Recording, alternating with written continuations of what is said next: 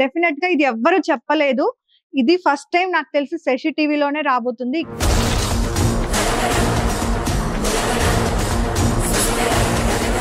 ప్రముఖ శైవ క్షేత్రం యాగంటి.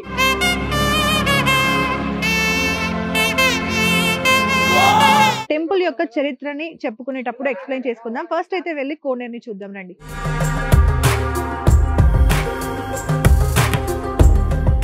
ఈ యాగంటి క్షేత్రంలో ఉమామహేశ్వరుల వారు ఆది దంపతుల రూపంలో స్వయంభూగా వెలిసి ఇక భక్తులకు దర్శనం ఇవ్వడం జరుగుతుంది.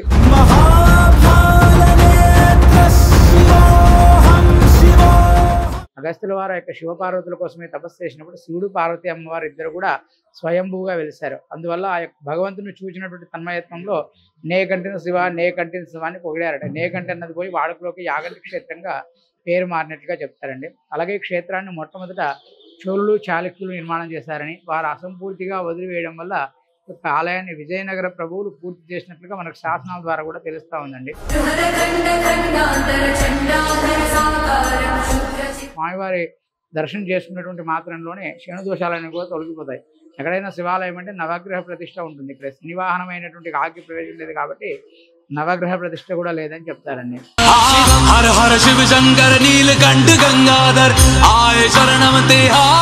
ఇక్కడ ఏంటంటే ముఖ్యంగా శివక్షేత్రం కాదండి, ఇది వెంకటేశ్వర స్వామి ఆలయం కోసం గుడి కట్టించారు. లోపల గుడి కానీ గోపురం కానీ స్వామివారిని శిల చెక్కేటప్పుడు కుడికాలు గోరు బింగం అయిపోయిందండి స్వామివారికి.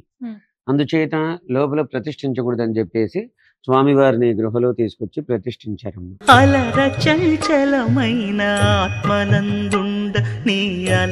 సో మన వెంకటేశ్వర స్వామి గుహ పక్కనే అగస్త్య మహాముని గుహ కూడా ఉంది.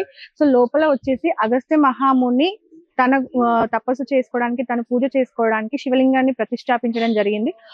ఒకసారి ఆ గుహ లోపలికి కూడా వెళ్ళి ఎక్స్ప్లోర్ చేద్దాం, వచ్చేయండి. ఇది వచ్చేసి అవే అన్నమాట. సో లోపలికి వెళ్ళిపోదాం రండి.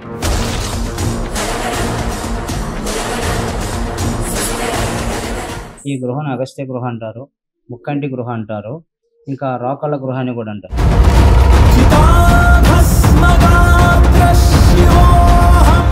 ఈయన పేరు ముక్కంటీశ్వరుడు అంటారు. ఈ స్వామివారికి ఇలా ఒక రేఖ కూడా ఉంటుందమ్మా, ఏదన్నా విశేషం ఉంటుంది అనమాట.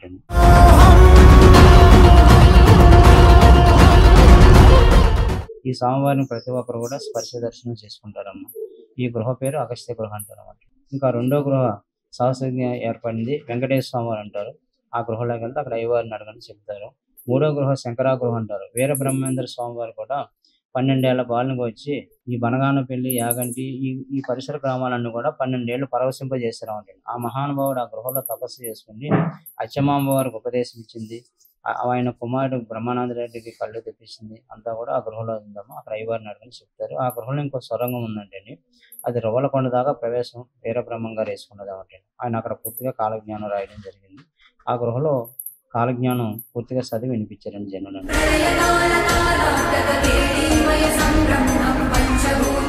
హాయ్, హలో, నమస్తే, వెల్కమ్ టు శశి టీవీ. నేను మీ యాంకర్ మధు. సో ముందుగా అందరికీ వైకుంఠ ఏకాదశి శుభాకాంక్షలు. సో ఈ రోజు మేము వచ్చేసి కర్నూలు జిల్లా బనగామ పట్టణానికి 14 కిలోమీటర్ల దూరంలో ఉన్న యాగంటి క్షేత్రానికి రావడం జరిగింది అనమాట. సో ఇక్కడ నుండి శశి టీవీలో టెంపుల్కి, దేవాలయాలకు సంబంధించిన చరిత్రలు, వాటి గురించిన విషయాలు అన్నింటినీ కూడా వీడియోస్ మీ ముందుకు రాబోతున్నాయి అనమాట. సో ప్లీజ్ ముందుగా అందరూ ఒకటి చేయండి. ఏంటి అని అంటే, అందరినీ రిక్వెస్ట్ చేస్తున్నాను, మా ఛానల్ని సబ్స్క్రైబ్ చేసుకోండి. అందరూ వీడియోస్ చూస్తున్నారు కానీ ఛానల్ని సబ్స్క్రైబ్ చేసుకోవట్లేదు. సో నా కోసం, మీ యాంకర్ మధుని కదా, సో నేను అడుగుతున్నాను, ఈసారి ఛానల్ని సబ్స్క్రైబ్ చేసేసుకోండి. సో మొత్తానికైతే మన యాగంటి క్షేత్రం యొక్క చరిత్ర ఏంటనేది ఫస్ట్ మనం మాట్లాడుకుందాము. సో యాగంటి అనగానే మనకు అందరికీ గుర్తొచ్చేది బసవన్న తర్వాత ఉమామహేశ్వర స్వామి, తరువాత శ్రీ వెంకటేశ్వర స్వామి మనకి గుర్తొస్తారు. సో యాగంటి ఆలయాన్ని 15వ శతాబ్దంలో విజయనగర పాలకులైన సంగమ వంశానికి చెందిన హరిహర బుక్కరాయలు స్థాపించారు అనేది ఒక మాట. బట్ అది ఎంతవరకు నిజం ఏంటి అనేది కూడా ఎవరికి తెలీదు. సో మనం కార్స్ అన్ని అక్కడ పార్క్ చేసిన తర్వాత లోపలికి రాగానే లెఫ్ట్ సైడ్ వచ్చేసి కోనేరు ఉంటుందన్నమాట. సో ఇక్కడికి వచ్చిన భక్తులందరూ కూడా కోనేరులో స్నానం చేసి, లేదు అంటే కాళ్ళు చేతులు కడుక్కున్న తర్వాతనే మన స్వామివారిని దర్శించుకోవడానికి వెళ్తారనమాట. సో ఒకసారి కోనేరు ప్రత్యేకత ఏంటి, అసలు కోనేరులో ఎందుకు స్నానం చేయాలి ఏంటి అని అన్నీ కూడా ఒకసారి మనం టెంపుల్ యొక్క చరిత్రని చెప్పుకునేటప్పుడు ఎక్స్ప్లెయిన్ చేసుకుందాం. ఫస్ట్ అయితే వెళ్ళి కోనేరుని చూద్దాం రండి.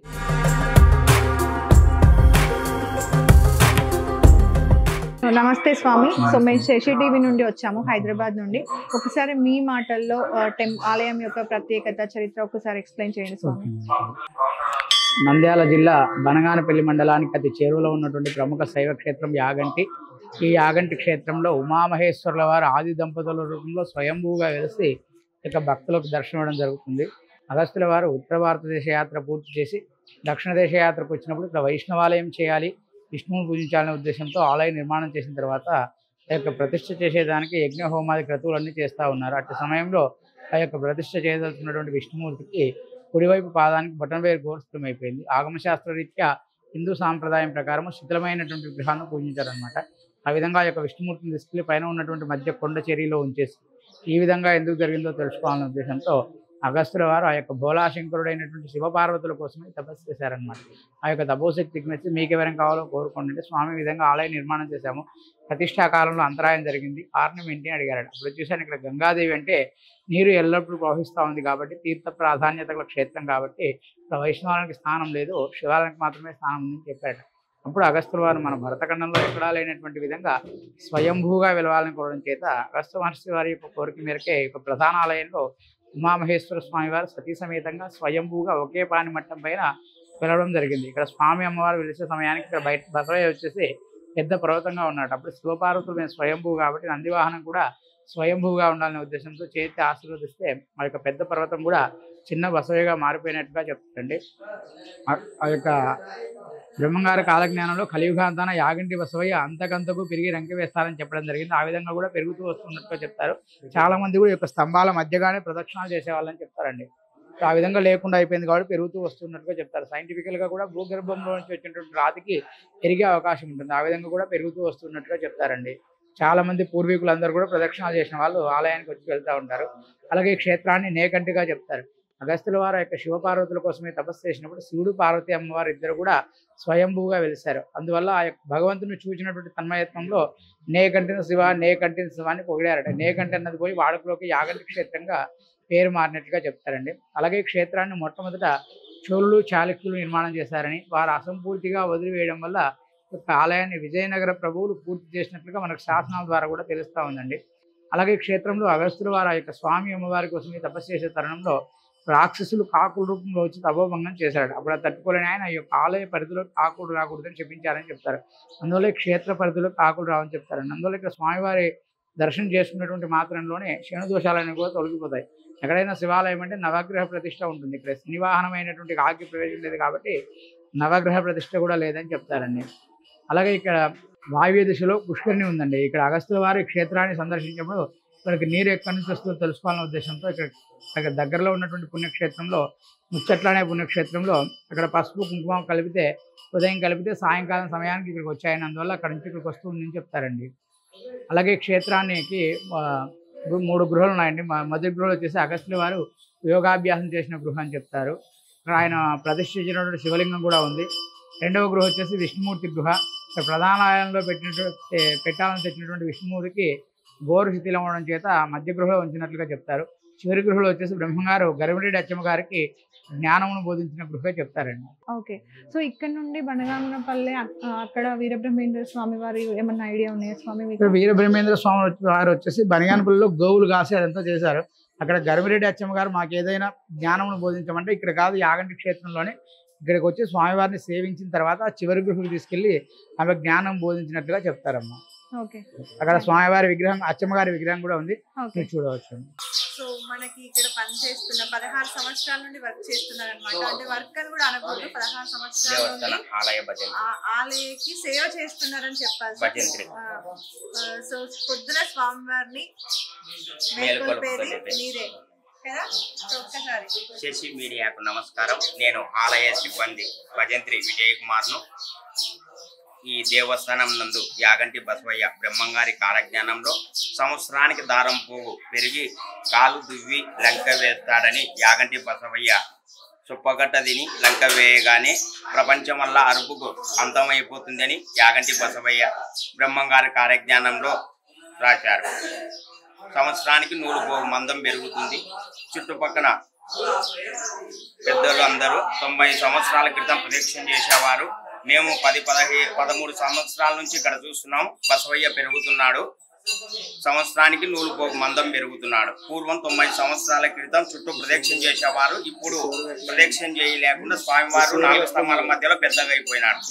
శశి మీడియాకు నమస్కారం. ఆలయ సిబ్బంది, దేవస్థానం భజంత్రి విజయకుమార్.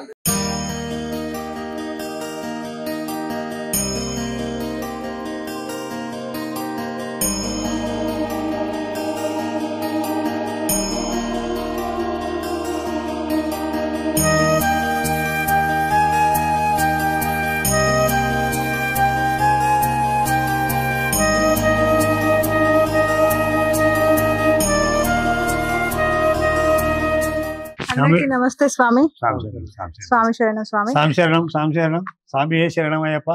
చల్లని చూపులవాడ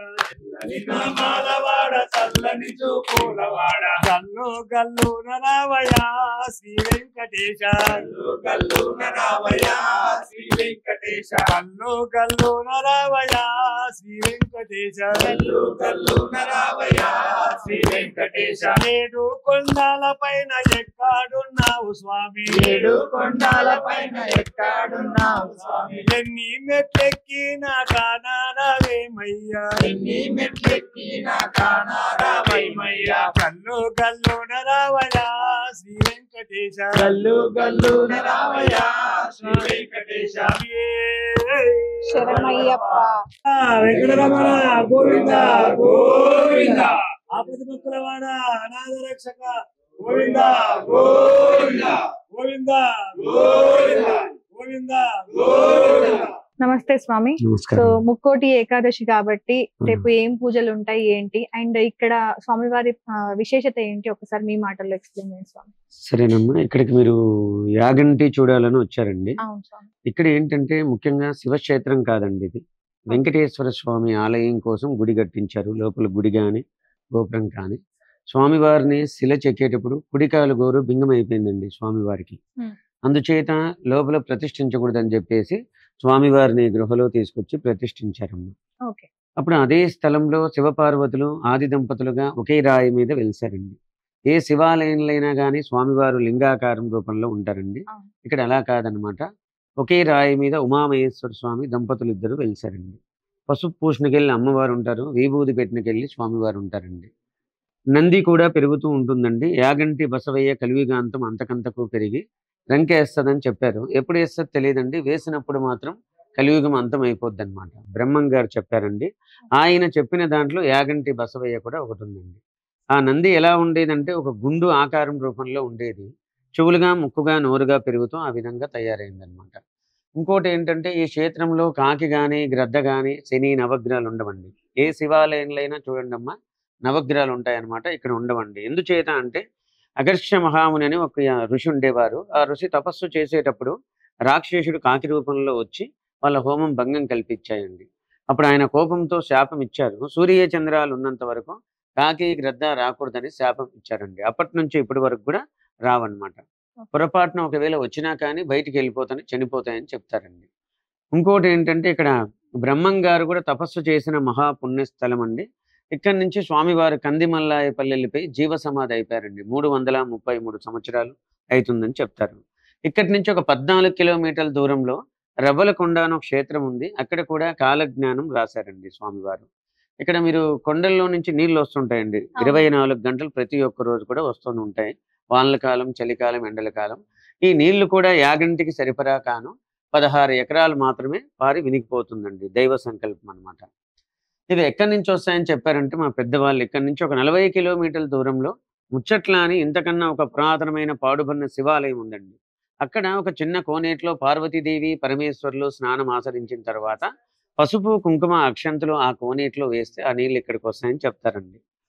మీరు నించున్న గృహంతా కూడా స్వయంభూగా వెలిసిందమ్మా. ఈ గృహంతా కూడా దైవ సృష్టి అనమాట. కొంతవరకు మాత్రమే ఈ మెట్ల దారి వేశారండి. స్వామివారు ఇక్కడ ఫస్ట్ పాదం పెట్టారండి. రెండోది దేవుని గడపలో పెట్టారు. మూడోది తిరుమలలో పెట్టారండి. జన్మస్థానం ఇక్కడ, వెలుగు అక్కడ అంటారండి. బ్రహ్మచారి అనమాట ఈయన. స్వామివారికి కళ్యాణం ఉండదండి, ఒక్కరే ఉంటారు. బ్రహ్మచారి అనమాట. ఇక్కడ ఏ సంకల్పమైనా ఇక్కడ అనుకోండమ్మా నెరవేరుతుందన్నమాట. ఓకే. కోటి ఏకాదశి కాబట్టి అవును. రేపు ఎక్కువ పూజలు జరుగుతాయని చెప్తారు. వాస్తవమేనా? అవునమ్మా, స్వామివారికి రేపు అలంకారము, పూజా కార్యక్రమాలు ఉంటాయి అన్నమాట. వైకుంఠ ఏకాదశి కాదు. సో మనం వీడియో స్టార్టింగ్ లో మాట్లాడుకున్నాం కదా, శ్రీ వెంకటేశ్వర స్వామి వారిని ప్రతిష్టాపించాల్సిన ప్లేస్ లో శివయ్యని ప్రతిష్టాపించడం జరిగింది అని.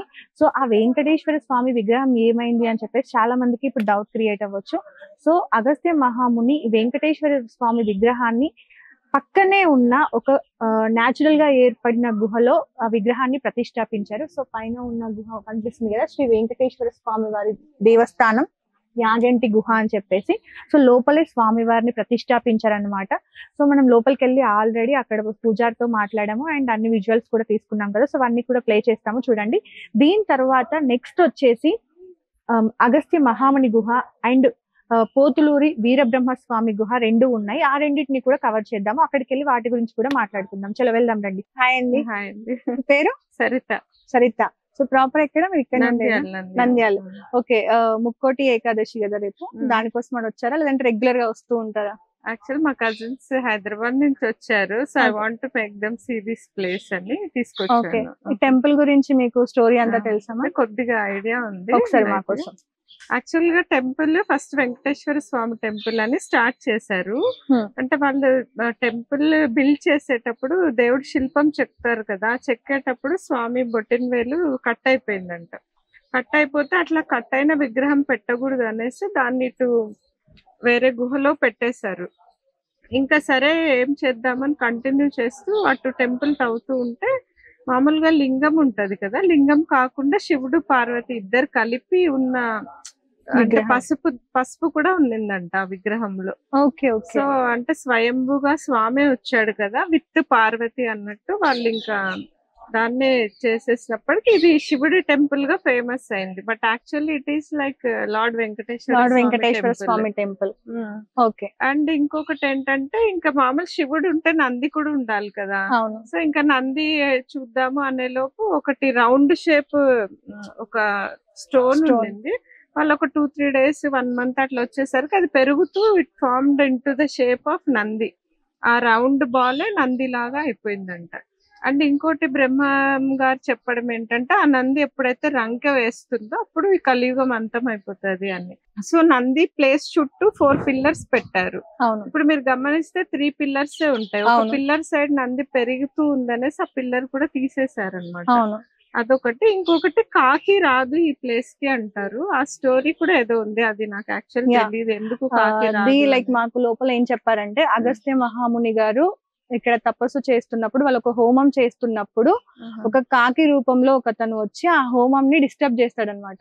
సో అలా చెడగొట్టినందుకు సూర్యచంద్రులు ఉన్నంత కాలం ఈ ఏదైతే కొండ ఉందో ఈ కొండపైకి ఇక్కడికి కాకులు గాని గద్దలు కానీ రాకూడదు అని చెప్పేసి ఒక శాపం పెట్టారంట. సో అలా అని అక్కడికి రావు, ఒకవేళ వచ్చినా కూడా బయటికి వెళ్ళగానే అవి చనిపోతాయి అని చెప్పేసి శాపం పెట్టారని లోపల చెప్పారు మాకు.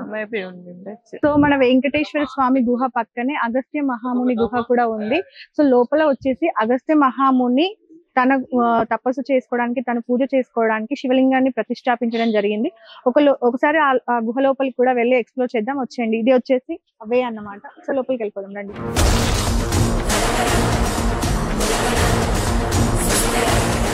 సో మనకి లోపల స్వామివారు చెప్పారు కదా, ఇక్కడికి నిత్యం గంగ ప్రవహిస్తూ ఉంటుంది. 16 ఎకరాల భూమి నీరు పారిన తర్వాత వాటర్ అనేది రివర్స్ వెళ్తుంది అని చెప్పారు కదా. సో అక్కడ మొదలుకొని ఆ చివరి వరకు కూడా గంగ ప్రవహిస్తూ ఉంటుందన్నమాట.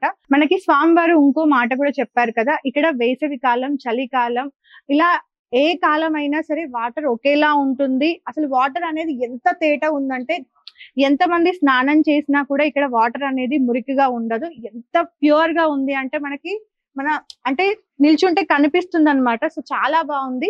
సో ఇక్కడ కోనేరులో ఉన్న వాటర్ లో చాలా ఔషధాలు దాగి ఉన్నాయని, ఇక్కడ ఒకసారి స్నానం చేస్తే రోగ నిరోధక శక్తి వస్తుంది అని చెప్పి రోగాలు ఏవైనా సరే నయం అయిపోతాయి అని చెప్పేసి ఇక్కడ వాళ్ళందరూ నమ్ముతారనమాట.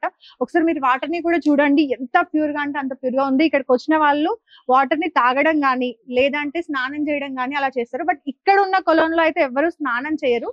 ఇక్కడికి వచ్చి తలపైన నీళ్లు చల్లుకొని కాళ్ళు కడుక్కొని తాగేసి వెళ్తారు. అవతల మనకి గుడి వైపులో బయట భాగంలో ఉన్న కొలంలో మాత్రం స్నానం చేస్తారనమాట. సో అక్కడ కూడా వాటర్ చాలా ప్యూర్ గా ఉంటది. అక్కడ కూడా మీరు ఆల్రెడీ చూసుంటారు.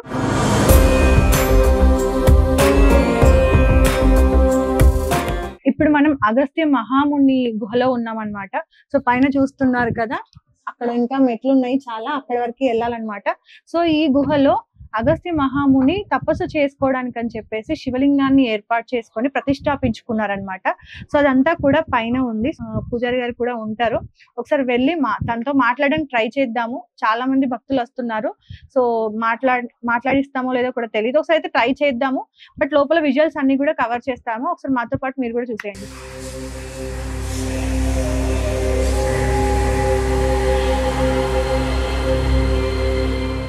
అక్కడ కింద మెయిన్ గుడి చూసుకోండి, బసదేవుని ఉమామహేశ్వరుని ఇద్దరిని చూసుకోండి.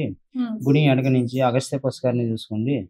వరుసగా 3 గృహలు స్వయంభూగా వెలిసినటువంటి 3 గృహాలయాల్లోకి మీరు ప్రవేశించారు. మీరు మొదటిసారి అగస్త్య మహాముని గృహలోకి వచ్చారు. ఈ గృహను అగస్త్య గృహ అంటారు, ముక్కంటి గృహ అంటారు, ఇంకా రోకళ్ళ గృహ అని కూడా అంటారు. అంటే పూర్వీకుల ఆదిమ భాషలో ఇక్కడ ఎప్పుడు కూడా ధ్యానం చేసుకునేవారికి ఓంకార శబ్దం వినిపిస్తుందమ్మా. ఏ సహజంగా ఏర్పడిన గృహలో ఈ కొండలకు మంత్రశక్తి ఎక్కువ లభిస్తుందన్నమాట. ఆ ఓంకార శబ్దమే పూర్వీకులు రోకళ్ళ గృహాన్ని పిలుచుకుని అంటారు. రోకళ్ళ దర్శనట్టు శబ్దం వస్తుందని. ఇంకా ఇక్కడ ఈ గృహలో అగస్త్య మహాముని ఈ క్షేత్రాన్ని మొదటిసారి ముక్కంటీశ్వరుని ఆ నందీశ్వరుని ప్రతిష్ఠించి అక్కడ యాగాలు చేశారు. అందుకే క్షేత్రాన్ని యాగంటి అని పిలుస్తారు. ఇంకా అగస్త్య మహాముని తపస్సు చేసినందుకు అగస్త్య గృహ అంటారు. ముక్కంటీశ్వరుని ఆయన ప్రతిష్ఠించారు కాబట్టి ఈయన పేరు ముక్కంటీశ్వరుడు అంటారు. ఈ స్వామివారికి ఇలా ఒక రేఖ కూడా ఉంటుందమ్మా, ఏదన్నా విశేషం ఉంటుంది అనమాట. ఇంకా ఈ గృహలో అగస్త్య మహాముని అక్కడ సోలమన్నగా ఆయన తపస్సు చేసుకున్నారమ్మా. తపస్సు చేసుకుంటే ఆయన కోరిక మేరకు శివుడు పార్వతి నంది స్వయంభూ వెలిశారు. అమ్మవారు అయ్యవారు ఏకశిల్లో ఉద్భవించారు కాబట్టి వారికి ఎదురుగా కాకుండా నంది సాటుగా ఉంటుందమ్మా. ఆ నంది సంవత్సరానికి ఒక దారం పోగమందని పెరిగిపోతూ ఉంటుంది. మీరు చూసి వచ్చారు కదా. ఇంకా ఆయన ఇక్కడ అగస్త్య మహాముని ఇక్కడ ఏకాగ్రతగా తపస్సు చేసుకుంటే ఒక కాకాసుడు అనే రాక్షసుడు ఈ ప్రాంతం అంతా కూడా కావమని కూడా గందరగోళం చేశారన్నమాట. అప్పుడు అగస్త్య మహాముని వారికి కోపం వచ్చి నా యొక్క తపోభగ్నం చేసిన కారణం చేత సూర్యచంద్రులు ఉన్నంత వరకు కూడా ఈ క్షేత్రంలోకి శనికి వాహనం కాకి శనేశ్వరుని కానీ దుష్టగ్రహాలు కానీ నవగ్రహాలు కానీ ఏమనుకోలేదు శాపం ఇచ్చారు. ఆనాడు ఈ ప్రాంతం నిలిచి వెళ్ళిపోయినాయమ్మ. ఈ క్షేత్ర పరిధిలోకి శనికి వాహనం అయినటువంటి ఒక కాకి పక్షి తప్ప మిగతా పక్షులన్నీ తిరుగుతాయండి. ఇక్కడ అగస్త్యుల వారు నవగ్రహాల్లో 7వ వాడు శనేశ్వరునికి శాపం ఇచ్చారు కాబట్టి నవగ్రహాలు ఇక్కడ ఉండవు అనమాట. అందుకని ఇక్కడికి వస్తే గ్రహ దోషాలన్నీ కూడా తొలగితేమో మంచి జరుగుతుంది, మీకు కూడా శుభం జరుగుతుంది. మంచిగా మొక్కుకోండి ఏకాగ్రతగా. ఈ స్వామివారిని ప్రతి ఒక్కరు కూడా స్పర్శ దర్శనం చేసుకుంటారమ్మా. ఈ గృహ పేరు అగస్త్య గృహ అంటారు అన్నమాట. ఇంకా 2వ గృహ సహసంగా ఏర్పడింది వెంకటేశ్వర స్వామివారు అంటారు.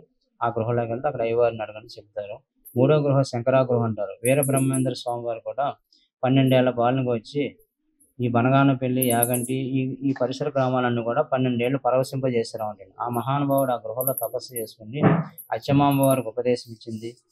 ఆయన కుమారుడు బ్రహ్మానంద రెడ్డికి కళ్ళు తెప్పించింది. అంతా కూడా ఆ గృహలో ఉందమ్మా. అక్కడ అయ్యవారిని అడగని చెప్తారు. ఆ గృహలో ఇంకో సొరంగం ఉందంటే అది రవ్వలకొండ దాకా ప్రవేశం వీరబ్రహ్మం గారు వేసుకున్నది. ఆయన అక్కడ పూర్తిగా కాలజ్ఞానం రాయడం జరిగింది. ఆ గృహలో కాలజ్ఞానం పూర్తిగా చదివి వినిపించారండి జనులండి. అదమ్మా. అక్కడ అగస్త్య పుష్కరిణిలో వచ్చే నీళ్లు మనం పెద్ద గోనేట్లో స్నానం చేసిన తర్వాత కొంత లెక్కలేక భూములు అదృశ్యం అయిపోతాయేమో. ఆ ఎదరకెళ్ళిన తర్వాత మార్నేల చెలువ అని 1 కిలో 2 కిలోమీటర్ల దూరంలో పార్వతమ్మ వారి గుడి ఉంది. అతి పురాతనమైనది. అక్కడ ఒక బండ నుంచి మళ్ళీ నీళ్లు ఉద్భవిస్తాయన్నమాట. మార్నీళ్ళ చెలువ అంటే అర్థం ఏంటంటే ఇక్కడ అదృశ్యమైన నీళ్లు మళ్ళీ ఆ నీళ్లు అక్కడ బండ నుంచి ఊరతాయి అనమాట. ఎంత దూరం ఉంటుంది? ఇక్కడే దగ్గరే అండి. మీరు ఎదుర కర్ణాటకలో ఆశ్రమం ఉంది, అక్కడ ఫ్లెక్స్ కనిపించి ఉంటుంది. చెల్లి మార్నేరు చెరుమ అని ఉంటుందని పార్వతమ్మ వారి గుడి. అక్కడికి కూడా మీరు వెళ్ళి దర్శనం చేసుకోండి. అమావాస్య నాడు మాత్రం ఆ అమ్మవారు సత్యంగా ఎవరో ఒకరికి యోగులకు కానీ సిద్ధులకు కానీ దర్శనం ఇస్తారు అండి. మార్నీళ్ళ చెలిమ అంటే ఇక్కడ యాగంటిలోనే కొంచెం ఎదరిగిన తోట ఆ నీళ్లు అదృశ్యమైన నీళ్లు మళ్ళీ అక్కడ బండ నుంచి వస్తాయన్నమాట. ఇలాగే కొండనే ఇలా బండ ఉంటుందమ్మా, హోలీ గట్ట ఏముండదు. ఆ బండ నుంచి నీళ్లు వస్తాయన్నమాట. మనం ఒక బిందె నీళ్ళు తెస్తే మళ్ళీ సేవగా బిందె నీళ్ళు ఇక్కడే దగ్గర చూడదు. ఇక్కడ యాగంటి అనే పేరు ఎందుకు వచ్చింది స్వామి? అగస్త్య మహాముని వారు ఈ గృహలో యాగాలు చేశారమ్మా. అదిగోండి అక్కడ నల్లబండ ఉన్నది, అది హోమగుండం అన్నట్టు. ఆయన యాగాలు చేసినందుకు యాగంటి అని పిలుస్తారు. ఈ ప్రాంతాలు అన్ని చోట్ల కూడా ఆయన యాగాలు చేసి ఈ స్థలంలో శివుడు పార్వతిని వేడుకోగా ఉమామహేశ్వరులు స్వయంగా పిలుస్తారు, అందుకే యాగంటి అని పిలుస్తారు. సో ఇప్పుడు నార్మల్ గా అందరూ కూడా వస్తున్నారు స్వామివారికి, ఇక్కడ అభిషేకం చేస్తున్నారు, వెళ్తున్నారు. కానీ ఈ గుహలో యాక్చువల్లీ చాలా రహస్యాలు దాగున్నాయి అనమాట. సో ఒక్కొక్కటి ఎక్స్ప్లెయిన్ చేస్తాను. నేను ఫస్ట్ చాలా సర్ప్రైజ్ గా ఫీల్ అయినా. డెఫినెట్ గా ఇది ఎవ్వరు చెప్పలేదు. ఇది ఫస్ట్ టైం నాకు తెలిసి శశి టీవీలోనే రాబోతుంది. ఇక్కడికి వచ్చి స్వయంగా ఎక్స్పీరియన్స్ చేస్తేనే మీకు అర్థమవుతుంది. విజువల్ క్లారిటీగా చూపించడానికి ఫొటోస్ కూడా వేస్తాము, ఒకవేళ విజువల్ క్లారిటీ లేకపోతే. ఒకసారి పైకి డైరెక్ట్ గా చూడండి. నా వెయిల్ కి స్ట్రైట్ గా ఒక అమ్మాయి అబ్బాయి ఇలా చేయి వేస్తున్నట్టుగా ఆకారం కనిపిస్తుంది. అక్కడ పైనగా స్త్రీ పురుష ఆకారం కనిపిస్తుంది అన్నమాట. సో క్లియర్ గా కనిపిస్తుంది స్త్రీ పురుషుల ఆకారం అక్కడ కనిపించిందా. సో నెక్స్ట్ వచ్చేసి ఇది వచ్చేసి నాగు పడగలాగా కనిపిస్తోంది. సో అది వచ్చేసి మనకి నెమలి ఆకారంగా కనిపిస్తుంది. సో ఇక్కడ వచ్చేసి నార్మల్ గా మనకి శివలింగం ఆకారంలో కనిపిస్తుంది అనమాట. కంప్లీట్ గా మీరు క్లారిటీగా జూమ్ చేసి చూడండి ఒకసారి. శివలింగం ఆకారంలో ఇలా కనిపిస్తుంది. సో నెక్స్ట్ వచ్చేసి ఇటు కార్నర్ లా ఇక్కడ మూలలో చూసుకుంటే ఆంజనేయ స్వామి విగ్రహం టైప్ లో కనిపిస్తుంది మనకి. ఆంజనేయ స్వామి వారు చూస్తున్నట్టుగా ఆకారం కనిపిస్తుంది అనమాట. ఇక్కడ వీరాంజనేయ స్వామి అంటారా? అవునవును. సో వీరాంజనేయ స్వామి అంటారనమాట ఇక్కడ. ఓకే, సో నెక్స్ట్ కొంచెం వెనక్కి వెళ్తే మనకి దూరం నుండి ఇక్కడ నుండి క్యాప్చర్ అవుతుంది. ఇక్కడ నుండి ఎగ్జాక్ట్ గా కనిపిస్తుంది. సో లాస్ట్ ఉన్న చివరలో ఒక కొండ కనిపిస్తుంది కదా, సో అది బసవయ్య రూపంలో కనిపిస్తుంది అనమాట. లాస్ట్ కొండలో ఒక రాయిలా కనిపిస్తుంది కదా, సో అది బసవయ్య రూపంలో కనిపిస్తుంది.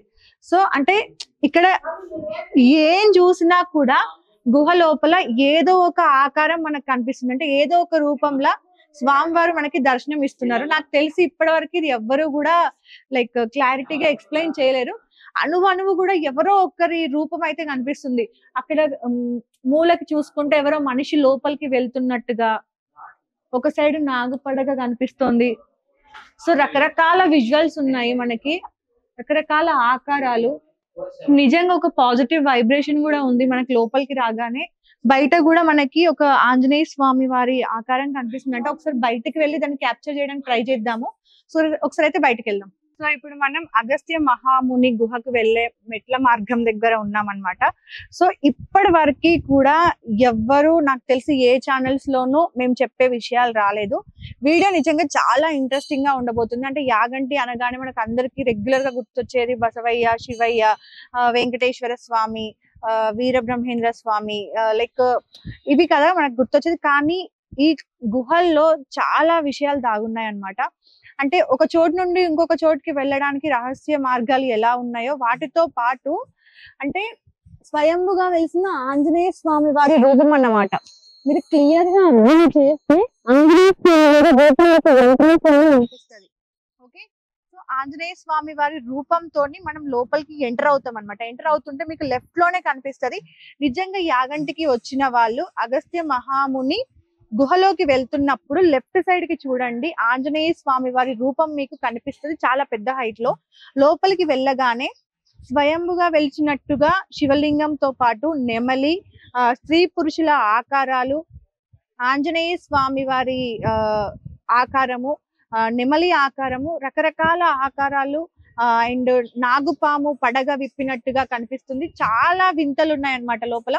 చాలా మంది లోపలికి వెళ్తున్నారు, దర్శనం చేసుకుంటున్నారు, వస్తున్నారు. కానీ లోపల అసలు ఏముంది ఏంటి అనేది తెలుసుకోవడానికి ట్రై చేయట్లేదు. కరెక్ట్ గా మీరు కనుక గుహను అబ్జర్వ్ చేస్తే మీకు శివలింగము, ఆంజనేయ స్వామి, నాగుపాము, నెమలి, స్త్రీ పురుషుల ఆకారాలు అన్ని కూడా కనిపిస్తాయి. సో ఒక్కసారి ఎవరైతే ఇక్కడికి వస్తారో వాళ్ళందరూ కూడా గుహను దర్శించుకోవడమే కాకుండా అవన్నీ కూడా అబ్జర్వ్ చేయండి, చూడండి. నిజంగా చాలా థ్రిల్లింగ్ గా ఫీల్ అవుతారు.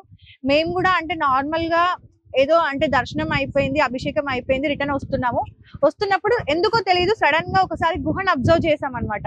అబ్జర్వ్ చేస్తే లెఫ్ట్ సైడ్ కి శివలింగం ఆకారంలో కనిపించింది. పంతులు గారిని మేము అడిగామన్నమాట. పూజారి గారిని అడిగితే స్వామి నిజంగా ఇది శివలింగం ఆకారమేనా, మాకు మాత్రం ఇలా అనిపిస్తుందా అంటే అప్పుడు ఆయన చెప్పారనమాట. ఒక్కొక్కటి మేము అట్లా అన్ని కూడా కనిపెట్టుకుంటూ వెళ్ళాము.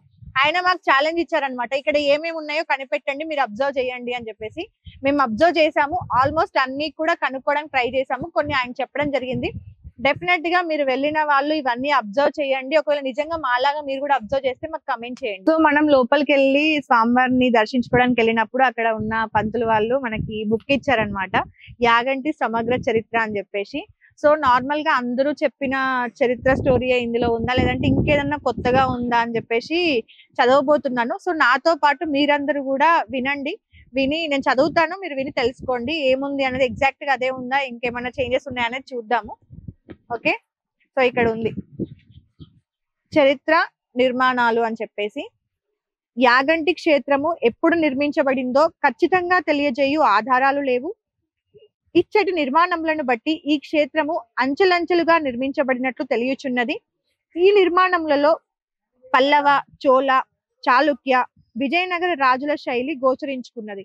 యాక్చువల్ గా మనం వీడియో స్టార్టింగ్ లో నేను చెప్పాను, విజయనగర సామ్రాజ్య పాలకులు దీన్ని ఫినిష్ చేశారు అని చెప్పింది నిజం. చోళలు, చాణక్యులు, పల్లవులు దీన్ని స్టార్ట్ చేసి మధ్యలో వదిలిపెడితే విజయనగర సామ్రాజ్యానికి సంబంధించిన రాజులు దీన్ని పూర్తి చేయడం జరిగిందనమాట. సో ఈ క్షేత్రంలో పూర్వపు రాజులు వదిలిన అనేక నిర్మాణములను విజయనగర ప్రభువులైన హరిహర బుక్కరాయలు మరియు ఇతర విజయనగర ప్రభువులు పూర్తి గావించినట్లు ప్రతీది. ఉమా మహేశ్వరులు కొలువై ఉన్న ప్రధాన ఆలయంపై ఉన్న విమానం మెట్లను కలిగి కోలగా నిర్మించబడి ఉన్నది. ఇలాంటి విమానాలు తెలంగాణ ప్రాంతంలో ఎక్కువగా కలవు. ఈ నిర్మాణము క్రీస్తు శకం 8 నుండి 10 శతాబ్దాల కాలంలో నిర్మించబడినట్లు తెలియచున్నది. ఈ శిఖర నిర్మాణ శైలిలో చాళుక్య వాస్తుకళ కనబడుతున్నది. సో మీకు ఇది చదువుతున్నప్పుడు నేను విజువల్స్ కూడా వేస్తాను. సో చాళుక్య వాస్తుకళ కనబడుతుంది అన్నట్టుగా మనకి లోపల ఉంటదన్నమాట, అది మీకు విజువల్స్ వేస్తాము. ప్రధాన ఆలయములోని మహామండపము, కళ్యాణ మండపము, పుష్కరిణి, ప్రాంగణ ప్రాకారము విజయనగర శైలిని పోలి ఉన్నవి. ఇవి క్రీస్తు శకం 14-15వ శతాబ్దములలో విజయనగర రాజుల కాలంలో నిర్మించబడ్డాయని చెప్పవచ్చు. ఆనాడు నిత్య వార పూజలు, పక్షోత్సవాలు, మాసోత్సవాలు ప్రవేశపెట్టబడ్డాయి. ఈ క్షేత్రం చుట్టూ రాతి నిర్మితమైన ప్రాకార కుడ్యం కలదు. విజయనగర రాజుల కాలంలో పలు ఆలయాలలో ఇలాంటి కోటగోడను పోలిన ప్రాకార కుడ్యములు కనిపిస్తాయి. దీనిని బట్టి ఈ క్షేత్ర కుడ్యములు విజయనగర ప్రభువులు నిర్మించినవే అని చెప్పవచ్చు. విజయనగరాధీశుడైన శ్రీకృష్ణ దేవరాయలు ఈ క్షేత్రమును దర్శించి ఇచ్చట అనేక నిర్మములను గావించినట్లు స్థానికంగా చెప్పబడుచున్నది. ప్రధాన ఆలయ మండపంలోని గంటపై క్రీస్తు శకం 1755లో విజయనామ సంవత్సర మార్గశిర బహుళ సప్తమిల గురువారం రోజున ఆవుకు గ్రామము నాసయ్య కుమారుడైన ముసలయ్య గారి కుమారుడు నాగలింగం శ్రీ యాగంటీశ్వరుకి గంటను వెండి గొడుగును సమర్పించెను అని చెక్కబడిన గంట నేటికి ప్రధానాలయం ముఖద్వారమునకు ఎదురుగా కలదు. ఈ క్షేత్రములో అనేక మంది ప్రాచీన పాలకులు అనేక దేవాలయములను, పుష్కరములను, యాత్రిక వసతి నిర్మాణములను గావించి ఈ క్షేత్రములో అనేక మంది ప్రాచీన పాలకులు అనేక దేవాలయములను, పుష్కరములను, యాత్రిక వసతి నిర్మాణములను గావించి ఈ క్షేత్రాభివృద్ధికి ఎనలేని సేవలు చేసిరి. ఏది ఏమైనను విజయనగర ప్రభుల కాలంలో ఈ క్షేత్రం మహోన్నత స్థితికి చేరుకునిదని చెప్పుటలో అతిశయోక్తి లేదు. పురాణ గాథ. ఉత్తరాదిలోని కాశీ క్షేత్రములో స్థిర నివాసమున్న అగస్త్య మహాముని లోక కళ్యాణార్థం దక్షిణ దేశ యాత్ర చేయవలసి వచ్చినది. పూర్వము వింధ్య, మేరు పర్వతములు ఎవరికి వారు అధికులమని పోటీ పడిరి. వింధ్య పర్వతం మేరు పర్వతాన్ని అధిగమించి ఎత్తు పెరుగసాగెను. ఈ పెరుగుదల సూర్యచంద్రుల గమనానికి ఆటంకం కలిగించెను. దీంతో దేవతలు శివకేశవులను వేడుకొని ఈ విపత్తు నుండి కాపాడమని కోరిరి. అప్పుడు శివకేశవులు అగస్త్యుని శిష్యుడైన వింధ్యుని గర్వాన్ని అణచవలసిందిగా అగస్త్యుల వారిని కోరిరి. శివకేశవులు కోరిన ప్రకారం అగస్త్యుల వారు వింధ్యుణ్ణి చేరను. అప్పుడు వింధ్యుడు గురువైన అగస్త్యుల వారికి సాష్టాంగపడి నమస్కరించెను. వెంటనే అగస్త్యుల వారు వింధ్యుణ్ణి అలానే ఉంచుటకై, నేను దక్షిణ దేశ యాత్రకు వెళ్ళుచున్నాను, నేను తిరిగి వచ్చేంత వరకు నీవు అలాగే ఉండుము, ఎందుకనగా నీవు ఎత్తు పెరిగిన నాకు దాటుట కష్టం కదా అని పలికెను. ఆ విధంగా వింధ్యుణ్ణి అలాగే ఉంచుటకై మహర్షి దక్షిణముననే శాశ్వతముగా ఉండిపోయెను.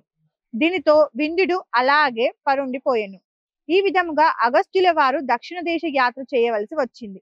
ఒకానొక సమయమున అగస్త్య మహాముని దక్షిణ దేశ యాత్ర చేయుచు ఇప్పుడు యాగంటి క్షేత్రము గల ఆహ్లాదకరమైన ప్రకృతి రమణీయతతో అందమైన గిరులచే పర్వత గుహలచే ఓలలాడు సుందర ప్రదేశమును చూచి ఇచ్చట ఒక వైష్ణవాలయమును నిర్మించ సంకల్పించి ఆలయ నిర్మాణమును గావించి అందు శ్రీ వెంకటేశ్వర స్వామిని విగ్రహ రూపమున ప్రతిష్ఠించబోగా ఆ విగ్రహము బొటనవ్రేలి గోరు శిథిలము కాగా ఆ విగ్రహమును ప్రక్కన గల గృహలో ఉంచెను. అది నేటి శ్రీ వెంకటేశ్వర స్వామి గుహ. సంకల్పరహితుడైన అగస్త్య మహాముని ప్రతిష్టకు కలిగిన విఘ్నము ఏల కలిగనని బాధాతప్త హృదయుడై శివపార్వతుల అనుగ్రహం కొరకు ఘోర తపస్సు చేసెను. అప్పుడు అగస్త్య మహాముని యొక్క తపస్సుకు సంతసించిన పార్వతీ పరమేశ్వరులు ప్రత్యక్షమై ఆ మునిని అనుగ్రహించిరి. నీ కోరిక ఏమనగా అగస్త్య మహాముని శివపార్వతులను ప్రార్థించి ఈ విధముగా నుడివెను. నేను ఇచ్చట ఆలయమును నిర్మించి అందు శ్రీ వెంకటేశ్వర స్వామి వారిని ప్రతిష్ఠించదలుచుతిని. అందుకు విఘ్నం కలిగినది. తత్కారణము ఏమి అనగా అడుగగా పార్వతీ పరమేశ్వరములు ఈ విధముగా సెలవిచ్చిరి. ఇచ్చట ఈ సుందరమైన గిరితరులు, జల ప్రవాహములు, ప్రకృతి సిద్ధమైన గుహలు రెండవ కైలాసమా అన్నట్లు ఉన్నవి. కావున ఇచ్చట వైష్ణవాలయం కంటే శైవాలయమునకు ఈ ప్రకృతి సహజ సిద్ధముగా ప్రాధాన్యత కలిగి ఉన్నది అని పలికిరి. అప్పుడు అగస్త్య మహాముని ఈ విధంగా ప్రార్థించెను. ఓ ఆది దంపతులారా, మీరు ఈ లోకమునకు మాతాపితరుల సమానుల కావున ఈ క్షేత్రంబున ఉమామహేశ్వరుల రూపంలో ఏకశిలలో స్వయంభుగా ప్రతిష్టమై భక్తులను అనుగ్రహించవలసిందిగా కోరుచున్నాను అని పలికెను. తదాస్తు అని పార్వతీ పరమేశ్వరులు ఇచ్చట ఉమామహేశ్వర రూపంలో ఏకశిలలో ఉద్భవించి లోకానుగ్రహమును కావించిరి. అప్పుడు అగస్త్య మహాముని ఈ మహాదానందంతో ఏకశిలలో పార్వతీ పరమేశ్వరులను ఉమామహేశ్వరులుగా తిలకించి నేగంటి కీర్తన ఆలపించుచు నృత్యమునరించెను. అందుచే ఈ క్షేత్రము నేగంటిగా పిలువబడుతుంది. కాలక్రమేణా యాగంటిగా ప్రసిద్ధమైనది. ఈ క్షేత్రం యొక్క వాస్తు శిల్పకళ నిర్మాణములు శైవ వైష్ణవ మత నిర్మాణ శైలిని కలిగి ఉన్నవి.